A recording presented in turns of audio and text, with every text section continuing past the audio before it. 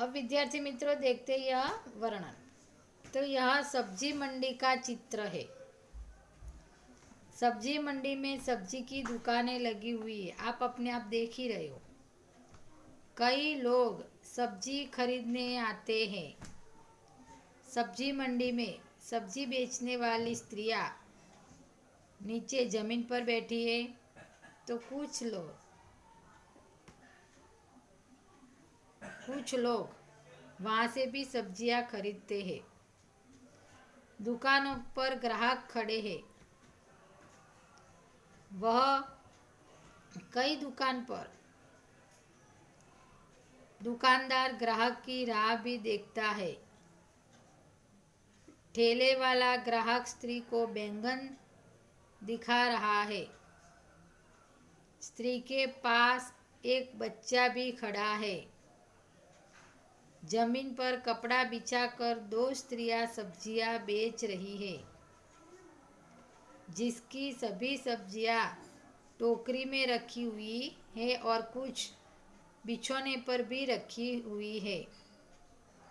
सब्जी मंडी में एक कुत्ता भी है। जमीन पर बिछोने वाली स्त्री के साथ एक आदमी सब्जी का भावताल भी कर रहा है। तो ऐसे कई सारे वाक्य हम बना सकते हैं और आपको यह लिखना है। अब देखते हैं आगे। भाषा सज्जता। तो भाषा सज्जता में विद्यार्थी मित्रों हम देखेंगे विशेषण किसे कहते हैं। पहले हम संज्ञा के वाक्य पढ़ते हैं, फिर बाद में विशेषण के। तो अब देखिए, मनोज ने गाजर खाया, तो उसको बोलते हैं संज्ञा। फिर मनोज ने बड़ा गाजर खाया, तो गाजर की विशेषता क्या थी कि वो बड़ा था। अथवा तो मनोज ने लाल गाजर खाया, तो लाल वो उसकी विशेषता बनेगी। टोकरी में शकरकंद है, टोकरी में मीठा शकरकंद है, तो मीठा उसकी विशेषता है। मैं 2-3 वाक्य लूँगी। अब डायरेक्ट 5वां वाक्य। लड़के पढ़ते हैं, तो वो हुई संज्ञा। पर 3 लड़के पढ़ते हैं, तो कितने लड़के पढ़ते हैं? 3, तो वो हुई उसकी विशेषता। गिलास में दूध है, पर दूध कैसा है? खट्टा है, मीठा है, थोड़ा है, ज़्यादा है? तो गिलास में थोड़ा दूध है।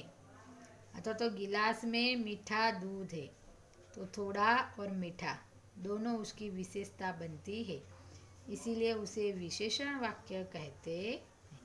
अब देखो मैं बताती हूँ।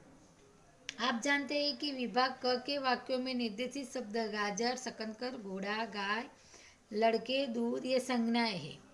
इन संज्ञाओं की विशेषता बताने वाले शब्द क्रमशः बड़ा, मीठा, काला, सफ़ेद, तीन और घोड़ा है। अब उनको विशेषण कहते हैं। संज्ञा शब्द की विशेषता बताने वाले शब्द को विशेषण कहते हैं। अब पता चला।